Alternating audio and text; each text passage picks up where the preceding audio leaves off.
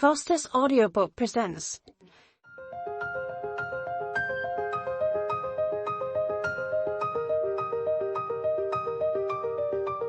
Jane Eyre, an Autobiography by Charlotte Brontë.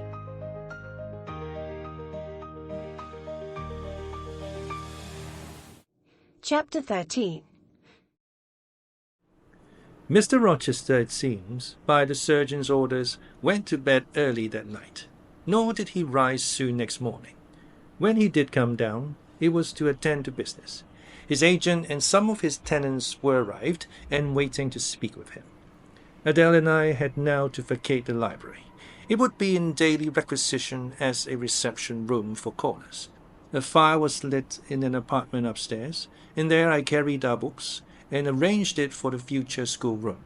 I discerned in the course of the morning that Thornfield Hall was a changed place, no longer silent as a church. It echoed every hour or two to a knock at the door or a clang of the bell. Steps, too, often traversed the hall, and new voices spoke in different keys below.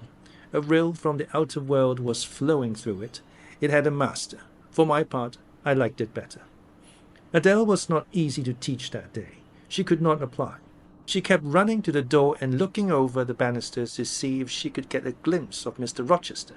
Then she coined pretexts to go downstairs, in order, as I shrewdly suspected, to visit the library, where I knew she was not wanted. Then, when I got a little angry and made her sit still, she continued to talk incessantly of her ami, Monsieur Edward Fairfax de Rochester, as she dubbed him, and to conjecture what presents he had brought her. For it appears he had intimated the night before that when his luggage came from Millcourt, there would be found amongst it a little box in whose contents she had an interest. Et cela doit signifier, said she, qu'il y aura là-dedans un cadeau pour moi, et peut-être pour vous aussi, mademoiselle. Monsieur a parlé de vous, il m'a demandé le nom de ma gouvernante, et si elle n'était pas une petite personne, assez mince et un peu pâle. J'ai dit oui, qu'assez frais, n'est-ce pas, mademoiselle? I had my pupil dined as usual in Mrs. Fairfax's parlour. The afternoon was wild and snowy, and we passed it in the schoolroom. At dark I allowed Adèle to put away books and work, and to run downstairs. For, from the comparative silence below, and from the cessation of appeals to the doorbell, I conjectured that Mr. Rochester was now at liberty. Left alone, I walked to the window, but nothing was to be seen thence. Twilight and snowflakes together thickened the air, and hid the very shrubs on the lawn. I let down the curtain and went back to the fireside. In the clear embers I was tracing a view, not unlike a picture I remembered to have seen of the castle of Heidelberg on the Rhine, when Mrs. Fairfax came in, breaking up by her entrance the fiery mosaic I had been piecing together, and scattering too some heavy unwelcome thoughts that were beginning to throng on my solitude. Mr. Rochester would be glad if you and your pupil would take tea with him in the drawing-room this evening, said she. He had been so much engaged all day that he could not ask to see you before. When is his tea time? I inquired. Oh, at 6 o'clock. He keeps early hours in the country. You had better change your frock now. I will go with you and fasten it. Here is a candle. Is it necessary to change my frock? Yes, you had better. I always dress for the evening when Mr. Rochester is here. This additional ceremony seemed somewhat stately. However, I repaired to my room, and with Mrs. Fairfax's aid, replaced my black stuff dress by one of black silk, the best and the only additional one I had, except one of light grey, which, in my lowered notions of the toilette, I thought too fine to be worn, except on first-rate occasions. You want a brooch, said Mrs. Fairfax. I had a single little pearl ornament which Miss Temple gave me as a parting keepsake. I put it on, and then we went downstairs.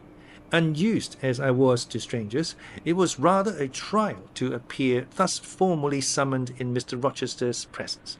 I let Mrs. Fairfax precede me into the dining-room, and kept in her shade as we crossed that apartment, and, passing the arch, whose curtain was now dropped, entered the elegant recess beyond.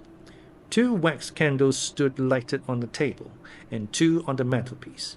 Basking in the light and heat of a superb fire lay Pilot. Adèle knelt near him. Half reclined on a couch appeared Mr. Rochester, his foot supported by the cushion. He was looking at Adèle and the dog. The fire shone full on his face. I knew my traveller with his broad and jetty eyebrows, his square forehead made squarer by the horizontal sweep of his black hair. I recognized his decisive nose, more remarkable for character than beauty, his full nostrils denoting, I thought, choler. His grim mouth, chin, and jaw, yes, all three were very grim, and no mistake. His shape, now divested of cloak, I perceived harmonized in squareness with his physiognomy. I suppose it was a good figure in the athletic sense of the term, broad-chested and thin-flanked, though neither tall nor graceful. Mr. Rochester must have been aware of the entrance of Mrs. Fairfax and myself, but it appeared he was not in the mood to notice us, for he never lifted his head as we approached. "Here is Miss Eyre, sir," said Mrs. Fairfax, in her quiet way. He bowed, still not taking his eyes from the group of the dog and child. "Let Miss Eyre be seated," said he, and there was something in the forced stiff bow, in the impatient yet formal tone, which seemed further to express, "What the deuce is it to me whether Miss Eyre be there or not? At this moment I am not disposed to accost her." I sat down quite disembarrassed. A reception of finished politeness would probably have confused me. I could not have returned or repaid it by answering grace and elegance on my part, but harsh caprice laid me under no obligation. On the contrary, a decent quiescence, under the freak of manner, gave me the advantage. Besides, the eccentricity of the proceeding was piquant. I felt interested to see how he would go on. He went on as a statue would, that is, he neither spoke nor moved. Mrs. Fairfax seemed to think it necessary that someone should be amiable, and she began to talk, kindly as usual, and, as usual, rather trite. She condoled with him on the pressure of business he had had all day, on the annoyance it must have been to him with that painful sprain. Then she commended his patience and perseverance in going through with it. "Madam, I should like some tea," was the sole rejoinder she got.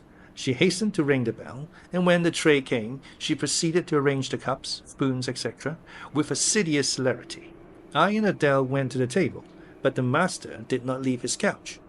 "Will you hand Mr. Rochester's cup?" said Mrs. Fairfax to me. "Adèle might perhaps spill it." I did as requested. As he took the cup from my hand, Adèle, thinking the moment propitious for making a request in my favour, cried out, "N'est-ce pas, monsieur? Qu'il y a un cadeau pour Mademoiselle Eyre dans votre petit coffre?" "Who talks of cadeaux?" said he gruffly. "Did you expect a present, Miss Eyre? Are you fond of presents?" And he searched my face with eyes that I saw were dark, irate, and piercing. "I hardly know, sir. I have little experience of them. They are generally thought pleasant things." "Generally thought? But what do you think?" "I should be obliged to take time, sir, before I can give you an answer worthy of your acceptance. A present has many faces to it, has it not? And one should consider all, before pronouncing an opinion as to its nature." "Miss Eyre, you are not so unsophisticated as Adèle. She demands a cadeau, clamorously, the moment she sees me. You beat about the bush." "Because I have less confidence in my deserts than Adèle has. She can prefer the claim of old acquaintance, and the right, too, of custom.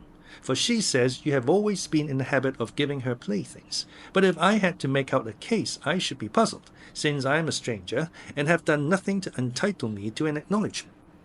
"Oh, don't fall back on over-modesty. I have examined Adèle, and find you have taken great pains with her.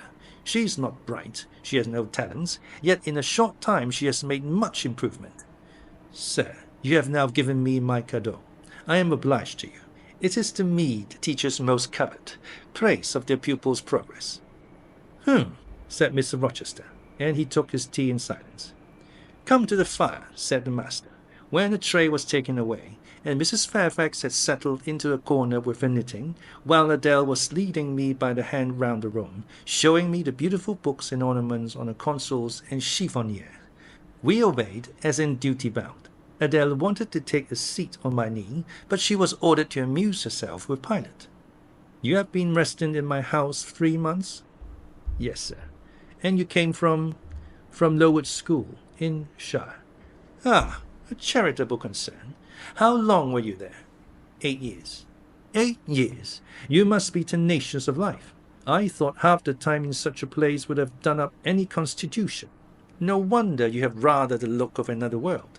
I marvelled where you had got that sort of face. When you came on me in Hay Lane last night, I thought unaccountably of fairy tales, and had half a mind to demand whether you had bewitched my horse. I'm not sure yet. Who are your parents? I have none. Nor ever had, I suppose. Do you remember them? No, I thought not. And so you were waiting for your people when you sat on that stile. For whom, sir? For the men in green. It was a proper moonlight evening for them.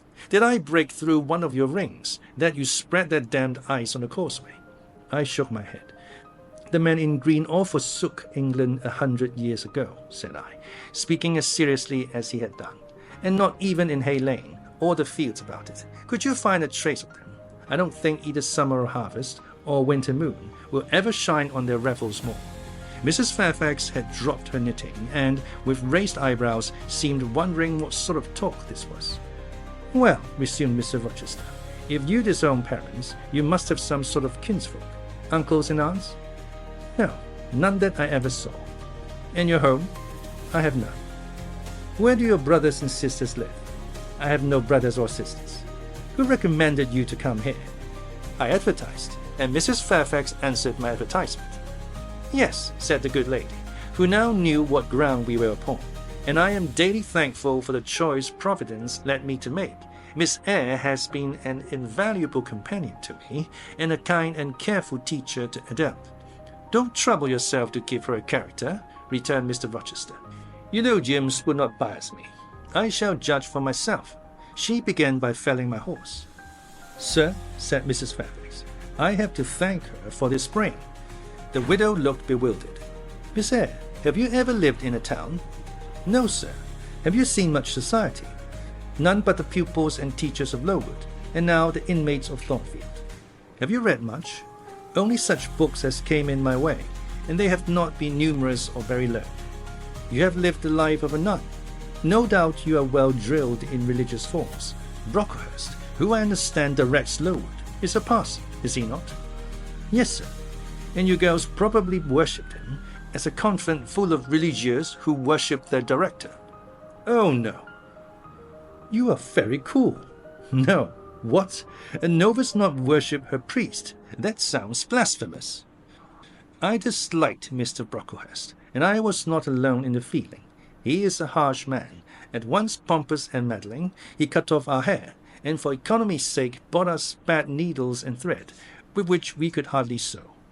That was very false economy, remarked Mrs. Fairfax, who now again caught the drift of the dialogue. And was that the head and front of his offending? Demanded Mr. Rochester. He starved us when he had the sole superintendence of the provision department, before the committee was appointed, and he bored us with long lectures once a week, and with evening readings from books of his own inditing, about sudden deaths and judgments, which made us afraid to go to bed. What age were you when you went to Lowood? About 10. And you stayed there 8 years. You are now, then, 18. I assented. Arithmetic, you see, is useful. Without its aid, I should hardly have been able to guess your age. It is a point difficult to fix where the features and countenance are so much at variance as in your case. And now, what did you learn at Lowood? Can you play? A little. Of course. That is the established answer. Go into the library. I mean, if you please. Go, then, into the library. Take a candle with you, leave the door open, sit down to the piano, and play a tune. I departed, obeying his directions. Enough, he called out in a few minutes. You play a little, I see, like any other English schoolgirl, perhaps rather better than some, but not well. I closed the piano and returned. Mr. Rochester continued. Adèle showed me some sketches this morning, which she said were yours. I don't know whether they were entirely of your doing. Probably a master aided you? No, indeed, I interjected. Ah, that pricks pride. Well, fetch me your portfolio, if you can vouch for its contents being original. But don't pass your word unless you are certain. I can recognize patchwork. Then I will say nothing, and you shall judge for yourself, sir. I brought the portfolio from the library. Approach the table, said he, and I wheeled it to his couch. Adèle and Mrs. Fairfax drew near to see the pictures. "No crowding," said Mr. Rochester. "Take the drawings from my hand as I finish with them, but don't push your faces up to mine." He deliberately scrutinized each sketch and painting. 3 he laid aside. The others, when he had examined them, he swept from him. "Take them off to the other table, Mrs. Fairfax," said he, "and look at them with Adèle. You resume your seat, and answer my questions. I perceive those pictures were done by one hand. Was that hand yours?" "Yes." "And when did you find time to do them?" "They have taken much time and some thought. I did them in the last 2 vacations I spent at Lowood, when I had no other occupation." "Where did you get your copies?" "Out of my head." "That head I see now on your shoulders?" "Yes, sir." "Has it other furniture of the same kind within?" "I should think it may have. I should hope. Better." He spread the pictures before him, and again surveyed them alternately. While he is so occupied, I will tell you, reader, what they are. And first, I must premise that they are nothing wonderful. The subjects had, indeed, risen vividly on my mind. As I saw them with the spiritual eye, before I attempted to embody them, they were striking. But my hand would not second my fancy, and in each case it had wrought out but a pale portrait of the thing I had conceived. These pictures were in watercolors. The first represented clouds low and livid, rolling over a swollen sea. All the distance was an eclipse. So, too, was the foreground, or rather the nearest billows, for there was no land. One gleam of light lifted into relief a half-submerged mast on which sat a cormorant, dark and large, with wings flecked with foam. Its beak held a gold bracelet set with gems that I had touched with as brilliant tints as my palette could yield, and as glittering distinctness as my pencil could impart.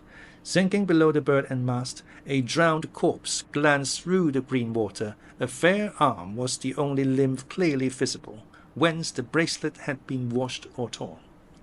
The second picture contained for foreground only the dim peak of a hill, with grass and some leaves slanting as if by a breeze. Beyond and above spread an expanse of sky, dark blue as at twilight. Rising into the sky was a woman's shape to the bust, portrayed in tints as dusk and soft as I could combine. The dim forehead was crowned with a star. The lineaments below were seen as through the suffusion of vapor. The eyes shone dark and wild. The hair streamed shadowy, like a beamless cloud torn by storm or by electric travail. On the neck lay a pale reflection like moonlight. The same faint luster touched the train of thin clouds from which rose and bowed this vision of the evening star. The third showed a pinnacle of an iceberg piercing a polar winter sky. A muster of northern lights reared their dim lances, close serried along the horizon. Throwing these in the distance rose in the foreground a head, a colossal head, inclined towards the iceberg and resting against it. 2 thin hands, joined under the forehead and supporting it, drew up before the lower features a sable veil, a brow quite bloodless, white as bone, and an eye hollow and fixed, blank of meaning but for the glassiness of despair, alone were visible. Above the temples, amidst wreathed turban folds of black drapery, vague in its character and consistency as cloud, gleamed a ring of white flame, gemmed with sparkles of a more lurid tinge. This pale crescent was the likeness of a kingly crown. What it diademed was the shape which shape had none. "Were you happy when you painted these pictures?" asked Mr. Rochester presently. "I was absorbed, sir. Yes, and I was happy. To paint them, in short, was to enjoy one of the keenest pleasures I have ever known." "That is not saying much. Your pleasures, by your own account, have been few, but I dare say you did exist in a kind of artist's dreamland while you blend and range these strange tints. Did you sit at them long each day?" "I had nothing else to do, because it was the vacation, and I sat at them from morning till noon, and from noon till night. The length of the midsummer days favored my inclination to apply." "And you felt self-satisfied with the result of your ardent labors?" "Far from it.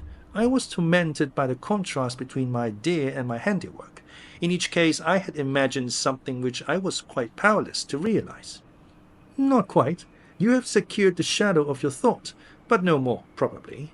You had not enough of the artist's skill and science to give it full being. Yet the drawings are, for a schoolgirl, peculiar. As to the thoughts, they are elfish. These eyes in the evening star you must have seen in a dream. How could you make them look so clear, and yet not at all brilliant? For the planet above quells their rays. And what meaning is that in their solemn depth? And who taught you to paint wind? There is a high gale in that sky, and on this hilltop. Where did you see Latmos? For that is Latmos. There, put the drawings away.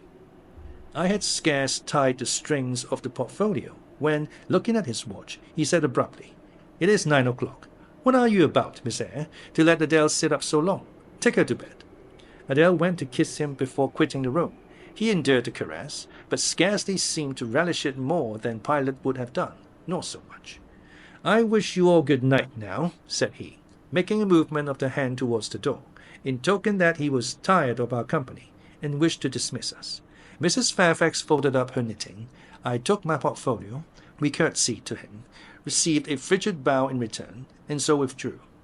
"You said Mr. Rochester was not strikingly peculiar, Mrs. Fairfax," I observed, when I rejoined her in her room, after putting Adèle to bed. "Well, is he?" "I think so. He is very changeful and abrupt." "True. No doubt he may appear so to a stranger, but I am so accustomed to his manner, I never think of it. And then, if he has peculiarities of temper, allowance should be made." "Why?" "Partly because it is his nature, and we can none of us help our nature, and partly because he has painful thoughts, no doubt, to harass him, and make his spirits unequal." "What about?" "Family troubles, for one thing." "But he has no family." "Not now, but he has had, or at least relatives. He lost his elder brother a few years since." "His elder brother?" "Yes. The present Mr. Rochester has not been very long in possession of the property, only about 9 years. 9 years is a tolerable time. Was he so very fond of his brother as to be still inconsolable for his loss?" "Why, no, perhaps not. I believe there were some misunderstandings between them. Mr. Rowland Rochester was not quite just to Mr. Edward, and perhaps he prejudiced his father against him. The old gentleman was fond of money, and anxious to keep the family estate together.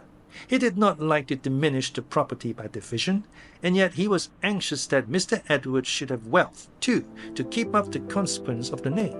And soon after he was of age, some steps were taken that were not quite fair, and made a great deal of mischief. Old Mr. Rochester and Mr. Rowland combined to bring Mr. Edward into what he considered a painful position, for the sake of making his fortune. What the precise nature of that position was I never clearly knew, but his spirit could not brook what he had to suffer in it. He is not very forgiving. He broke with his family, and now for many years he has led an unsettled kind of life. I don't think he has ever been resident at Thornfield for a fortnight together, since the death of his brother without a will left him master of the estate, and indeed no wonder he shuns the old place." "Why should he shun it?" "Perhaps he thinks it gloomy." The answer was evasive. I should have liked something clearer. But Mrs. Fairfax either could not or would not give me more explicit information of the origin and nature of Mr. Rochester's trials. She averred they were a mystery to herself, and that what she knew was chiefly from conjecture. It was evident, indeed, that she wished me to drop the subject, which I did accordingly.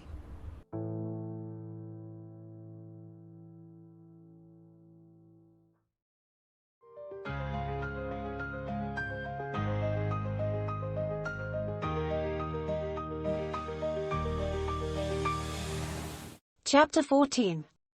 For several subsequent days I saw little of Mr. Rochester. In the mornings he seemed much engaged with business, and in the afternoon gentlemen from Millcourt or the neighbourhood called, and sometimes stayed to dine with him. When his brain was well enough to admit of horse exercise, he rode out a good deal, probably to return these visits, as he generally did not come back till late at night. During this interval, even Adèle was seldom sent for to his presence, and all my acquaintance with him was confined to an occasional rencontre in the hall, on the stairs, or in the gallery, when he would sometimes pass me haughtily and coldly, just acknowledging my presence by a distant nod or a cool glance, and sometimes bow and smile with gentlemanlike affability. His changes of mood did not offend me, because I saw that I had nothing to do with their alternation.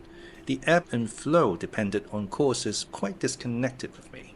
One day he had had company to dinner, and had sent for my portfolio, in order, doubtless, to exhibit its contents. The gentleman went away early to attend a public meeting at Millcourt, as Mrs. Fairfax informed me. But the night being wet and inclement, Mr. Rochester did not accompany them. Soon after they were gone, he rang the bell. A message came that I and Adèle were to go downstairs. I brushed Adèle's hair and made her neat, and having ascertained that I was myself in my usual Quaker trim, where there was nothing to retouch, all being too close and plain, braided locks included, to admit of this arrangement, we descended, Adèle wondering whether the petit coffre was at length come, for, owing to some mistake, its arrival had hitherto been delayed. She was gratified. There it stood, a little carton, on the table when we entered the dining-room. She appeared to know it by instinct. Ma boîte, exclaimed she, running towards it. Yes, there is your boîte at last. Take it into a corner, you genuine daughter of Paris, and amuse yourself with disemboweling it, said the deep and rather sarcastic voice of Mr. Rochester, proceeding from the depths of an immense easy-chair at the fireside. And mind, he continued, don't bother me with any details of the anatomical process, or any notice of the condition of the entrails. Let your operation be conducted in silence. Tiens-toi tranquille, enfant. Comprends-tu? Adèle seemed scarcely to need the warning. She had already retired to a sofa with her treasure, and was busy untying the cord which secured the lid. Having removed this impediment, and lifted certain silvery envelopes of tissue paper, she merely exclaimed, "Oh ciel, que c'est beau!" and then remained absorbed in ecstatic contemplation. "Is Miss Eyre there?" now demanded the master, half rising from his seat to look round to the door, near which I still stood. "Ah, well, come forward. Be seated here." He drew a chair near his own. "I am not fond of the prattle of children," he continued, "for, old bachelor as I am, I have no pleasant associations connected with their lips. It would be intolerable to me to pass a whole evening tête-à-tête with a brat. Don't draw that chair farther off, Miss Eyre. Sit down exactly where I placed it, if you please, that is. Confound these civilities. I continually forget them, nor do I particularly affect simple-minded old ladies. By the by, I must have mine in mind. It won't do to neglect her. She is a Fairfax, a wetter one, and blood is said to be thicker than water." He rang, and dispatched an invitation to Mrs. Fairfax, who soon arrived, knitting basket in hand. "Good evening, madam. I sent to you for a charitable purpose. I have forbidden Adèle to talk to me about her presence, and she is bursting with repletion. Have the goodness to serve her as auditress and interlocutress. It will be one of the most benevolent acts you ever performed." Adèle, indeed, no sooner saw Mrs. Fairfax than she summoned her to her sofa, and there quickly filled her lap with the porcelain, the ivory, and waxen contents of her boîte, pouring out, meantime, explanations and raptures in such broken English as she was mistress of. "Now I have performed the part of a good host," pursued Mr. Rochester. "Put my guests into the way of amusing each other. I ought to be at liberty to attend to my own pleasure. Miss Eyre, draw your chair still a little farther forward. You are yet too far back. I cannot see you without disturbing my position in this comfortable chair, which I have no mind to do." I did as I was bid, though I would much rather have remained somewhat in the shade. But Mr. Rochester had such a direct way of giving orders, it seemed a matter of course to obey him promptly. We were, as I have said, in a dining-room. The lustre, which had been lit for dinner, filled the room with a festal breath of light. The large fire was all red and clear. The purple curtains hung rich and ample before the lofty window and loftier arch. Everything was still, save the subdued chat of Adèle, and, filling up each pause, the beating of winter rain against the panes. Mr. Rochester, as he sat in his damask-covered chair, looked different to what I had seen him look before, not quite so stern, much less gloomy. There was a smile on his lips, and his eyes sparkled, whether with wine or not, I am not sure, but I think it very probable. He was, in short, in his after-dinner mood, more expanded and genial, and also more self-indulgent than the frigid and rigid temper of the morning.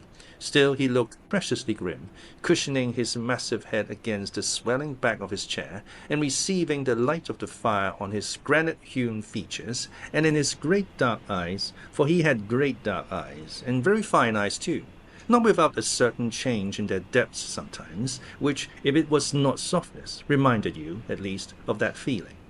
He had been looking 2 minutes at the fire, and I had been looking the same length of time at him, when, turning suddenly, he caught my gaze fastened on his physiognomy.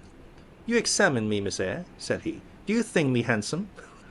I should, if I had deliberated, have replied to this question by something conventionally vague and polite, but the answer somehow slipped from my tongue before I was aware. "No, sir." "Ah, by my word, there's something singular about you," said he. "You have the air of a little nonnette, quaint, quiet, grave, and simple, as you sit with your hands before you, and your eyes generally bent on the carpet. And when one asks you a question, or makes a remark to which you are obliged to reply, you rap out a round rejoinder, which, if not blunt, is at least brusque. What do you mean by it?" "Sir, I was too plain. I beg your pardon. I ought to have replied that it was not easy to give an impromptu answer to a question about appearances, that tastes mostly differ, and that beauty is of little consequence, or something of that sort." "You ought to have replied no such thing. Beauty of little consequence, indeed. And so, under pretence of softening the previous outrage, of stroking and soothing me into placidity, you stick a sly penknife under my ear. Go on. What fault do you find with me? Pray, I suppose I have all my limbs and all my features like any other man?" "Mr. Rochester, allow me to disown my first answer. I intended no pointed repartee. It was only a blunder." "Just so. I think so, and you shall be answerable for it. Criticize me. Does my forehead not please you?" He lifted up the sable waves of hair which lay horizontally over his brow, and showed a solid enough mass of intellectual organs, but an abrupt deficiency where the suave sign of benevolence should have risen. "Now, ma'am, am I a fool?" "Far from it, sir. You would, perhaps, think me rude if I inquired in return whether you are a philanthropist." "There again, another stick of the penknife, when she pretended to pat my head, and that is because I said I did not like the society of children and old women. No, young lady, I am not a general philanthropist, but I bear a conscience." And he pointed to the prominences which are said to indicate that faculty, and which, fortunately for him, were sufficiently conspicuous, giving, indeed, a marked breadth to the upper part of his head. "And besides, I once had a kind of rude tenderness of heart. When I was as old as you, I was a feeling fellow enough, partial to the unfledged, unfostered, and unlucky. But fortune has knocked me about since. She has even kneaded me with her knuckles, and now I flatter myself I am hard and tough as an India rubber ball. Pervious, though, through a chink or two still, and with one sentient point in the middle of the lump. Yes, does that leave hope for me?" "Hope of what, sir?" "Of my final retransformation from India rubber back to flesh." Decidedly, he has had too much wine, I thought, and I did not know what answer to make to his queer question. How could I tell whether he was capable of being retransformed? "You looked very much puzzled, Miss Eyre, and though you are not pretty any more than I am handsome, yet a puzzled air becomes you. Besides, it is convenient, for it keeps those searching eyes of yours away from my physiognomy, and busies them with the worsted flowers of the rug. So puzzle on, young lady. I am disposed to be gregarious and communicative tonight." With this announcement he rose from his chair, and stood, leaning his arm on the marble mantelpiece. In that attitude his shape was seen plainly as well as his face, his unusual breadth of chest, disproportionate almost to his length of limb.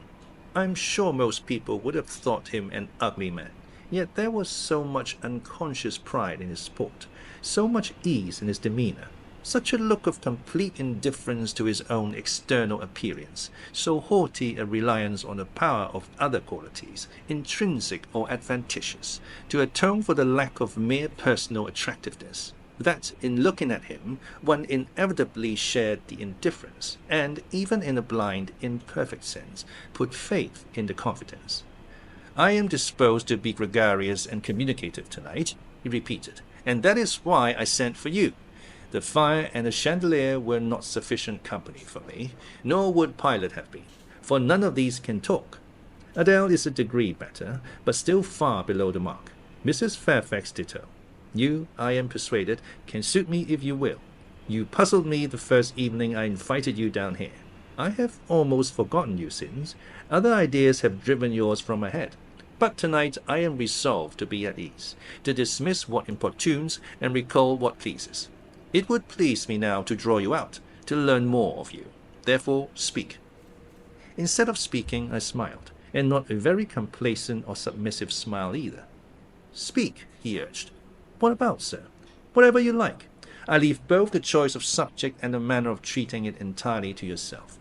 Accordingly, I sat and said nothing. If he expects me to talk for the mere sake of talking and showing off, he will find he has addressed himself to the wrong person, I thought. "You are dumb, Miss Eyre." I was dumb still. He bent his head a little towards me, and with a single hasty glance seemed to dive into my eyes. "Stubborn," he said, and annoyed. "Ah, it is consistent. I put my request in an absurd, almost insolent form. Miss Eyre, I beg your pardon. The fact is, once for all, I don't wish to treat you like an inferior. That is, I claim only such superiority as must result from 20 years' difference in age and a century's advance in experience. This is legitimate, et je tiens, as Adèle would say, and it is by virtue of this superiority, and this alone, that I desire you to have the goodness to talk to me a little now, and divert my thoughts, which are galled with dwelling on one point, cankering as a rusty nail." He had deigned an explanation, almost an apology, and I did not feel insensible to his condescension, and would not seem so. "I am willing to amuse you, if I can, sir, quite willing, but I cannot introduce a topic, because how do I know what will interest you? Ask me questions, and I will do my best to answer them." "Then, in the first place, do you agree with me that I have a right to be a little masterful, abrupt, perhaps exacting, sometimes, on the grounds I stated, namely, that I am old enough to be your father, and that I have battled through a varied experience with many men of many nations, and roamed over half the globe, while you have lived quietly with one set of people in one house?" "Do as you please, sir." "That is no answer, or rather it is a very irritating, because a very evasive one. Reply clearly." "I do not think, sir, you have a right to command me, merely because you are older than I, or because you have seen more of the world than I have. Your claim to superiority depends on the use you have made of your time and experience." Promptly spoken, but I won't allow that, seeing that it would never suit my case, as I have made an indifferent, not to say a bad, use of both advantages. Leaving superiority out of the question, then, you must still agree to receive my orders now and then, without being piqued or hurt by the tone of command, will you? I smiled. I thought to myself, Mr. Rochester is peculiar. He seems to forget that he pays me £30 per annum for receiving his orders. "The smile is very well," said he, catching instantly the passing expression. "But speak to." "I was thinking, sir, that very few masters would trouble themselves to inquire whether or not their paid subordinates were piqued and hurt by their orders." "Paid subordinates? What? You are my paid subordinate, are you? Oh, yes, I have forgotten the salary. Well then, on that mercenary ground, will you agree to let me hector a little?" "No, sir, not on that ground, but on the ground that you did forget it, and that you care whether or not a dependent is comfortable in his dependency. I agree heartily. And will you consent to dispense with a great many conventional forms and phrases, without thinking that the omission arises from insolence?" "I am sure, sir, I should never mistake informality for insolence. One I rather like, the other nothing freeborn would submit to, even for a salary." "Humbug! Most things freeborn will submit to anything for a salary. Therefore, keep to yourself, and don't venture on generalities of which you are intensely ignorant. However, I mentally shake hands with you for your answer, despite its inaccuracy, and as much for the manner in which it was said, as for the substance of the speech. The manner was frank and sincere. One does not often see such a manner.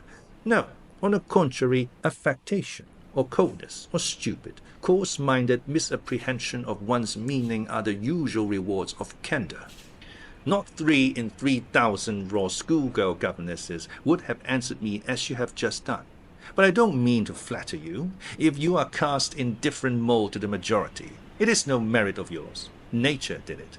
And then, after all, I go too fast in my conclusions. For what I yet know, you may be no better than the rest. You may have intolerable defects to counterbalance your few good points. And so may you, I thought. My eye met his as the idea crossed my mind. He seemed to read the glance, answering as if its import had been spoken as well as imagined. Yes, you are right, said he.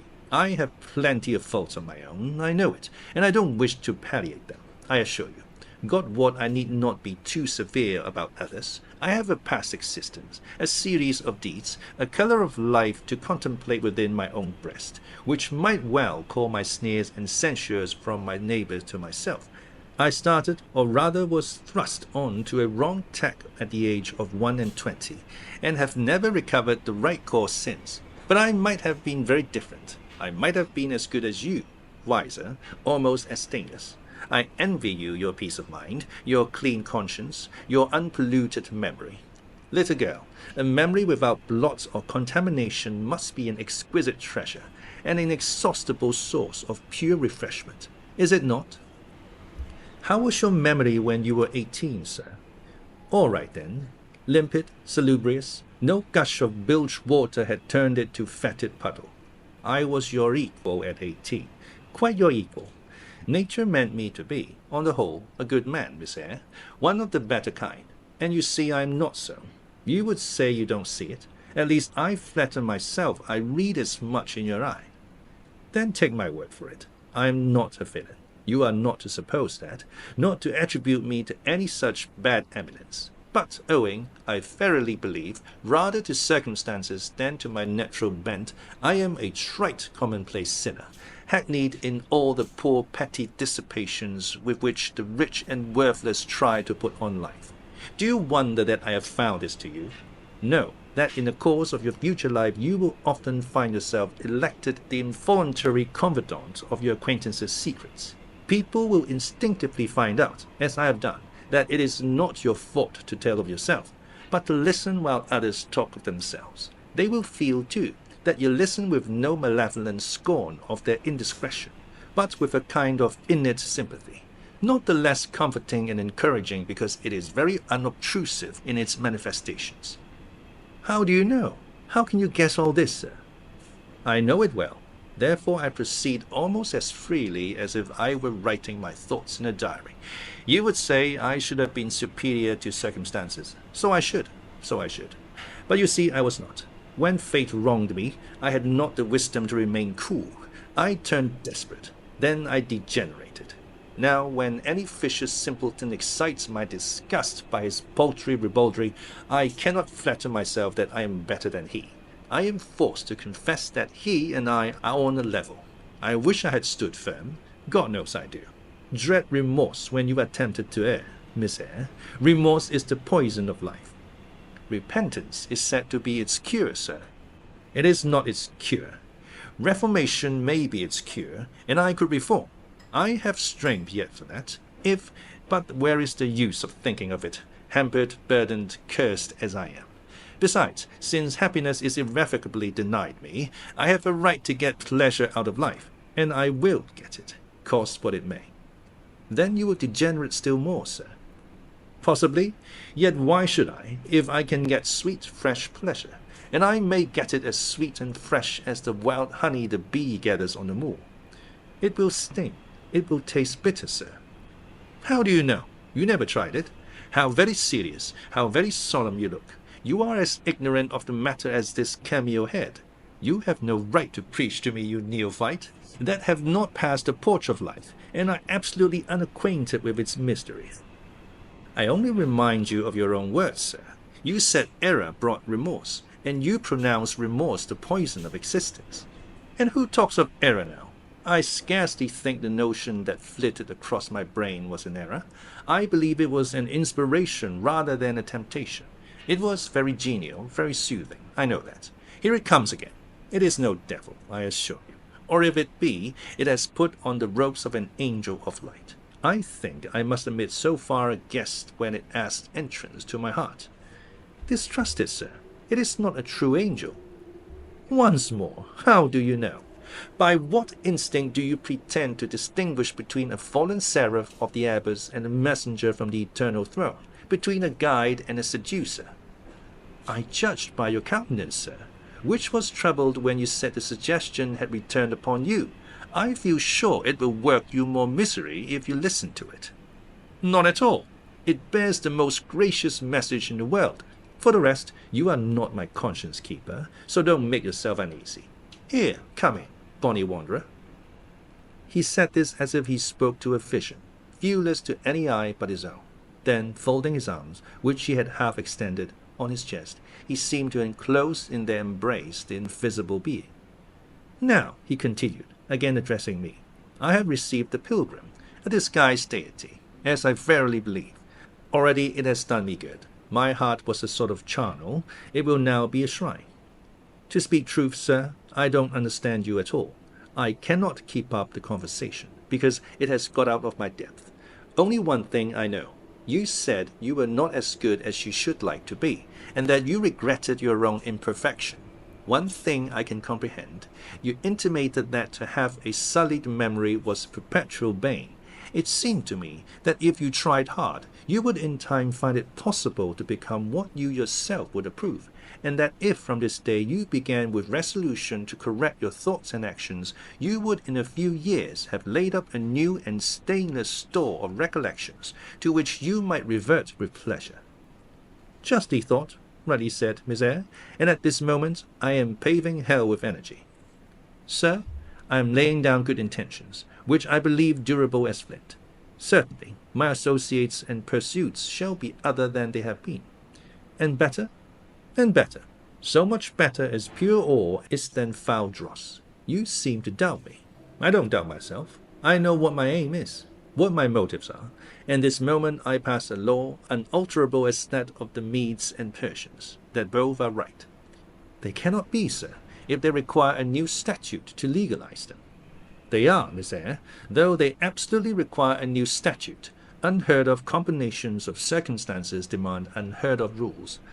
That sounds a dangerous maxim, sir, because one can see at once that it is liable to abuse. Sententious sage. So it is, but I swear by my household gods not to abuse it. You are human and fallible. I am, so are you. What then?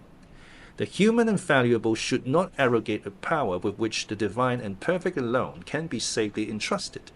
What power? That of saying of any strange, unsanctioned line of action, let it be right. Let it be right. The very words. You have pronounced them.